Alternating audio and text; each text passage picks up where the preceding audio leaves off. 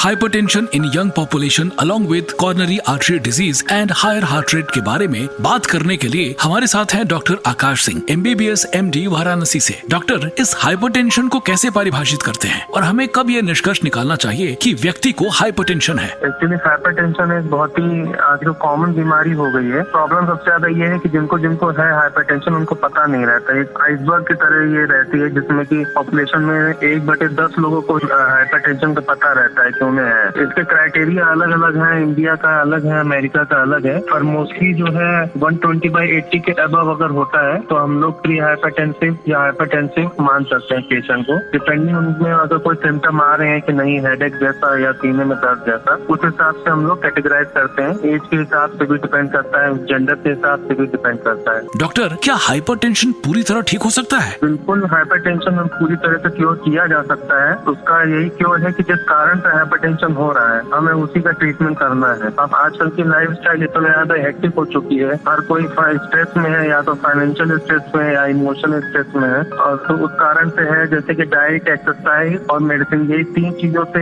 Hypertension control होता है। तो हमें अगर डाइट है तो उसमें नमक कम करना चाहिए, 5 ग्राम से कम नमक टोटल हमें 24 घंटे में खाना है, उससे कम ही खाना है, 5 ग्राम से कम। और रेगुलर एक्सरसाइज करने की एटलीस्ट 30 मिनट पर डे, तेजी से चलना या जॉगिंग या साइकिलिंग करनी चाहिए। और अगर इससे कंट्रोल नहीं हो रहा है फिर हम मेडिसिन पे आते हैं, और मेडिसिन कई तरह की अवेलेबल है। इसका हाइपरटेंशन का इलाज कराना चाहिए, नहीं तो लॉन्ग टर्म में ये किडनी को असर करता है और किडनी का डैमेज इरिवर्सिबल हो जाता है। डॉक्टर, क्या हाल ही में युवा रोगियों में हाइपरटेंशन और दिल के दौरे की घटनाओं में वृद्धि हुई है? यदि हाँ, तो इसका कारण क्या हो सकता है? आजकल देखा जा रहा है कि यंग जनरेशन में काफी ज्यादा हाइपरटेंशन के केसेस आ रहे हैं, और उससे ज्यादा सडन स्ट्रोक, जो कि अचानक बेहोश हो जाना या कार्डियक हार्ट अटैक होना, इन सब के चांसेस भी बहुत ज्यादा है। जैसे कि हम सभी जानते हैं कि सिद्धार्थ शुक्ला जी, उनकी डेथ हुई थी हार्ट अटैक से। के जो है सिंगर थे, उनकी भी डेथ हुई थी हाल ही में। श्रेयस तलपड़े, उनको भी हार्ट अटैक आया है। तो इसका मेन कारण है आजकल का स्ट्रेस। हम लोग वर्क जॉब में काफी स्ट्रेस लेते हैं, और फाइनेंशियल स्ट्रेस यही है, इमोशनल स्ट्रेस की वजह से होता है, और इनको प्रिवेंट ही करना भी बहुत जरूरी है। और खासतौर से आजकल जिम करने का जो आजकल ट्रेंड हुआ है लोगों में, जिम में जो प्रोटीन दिया जाता है वो भी मेरे ख्याल से काफी ज्यादा एक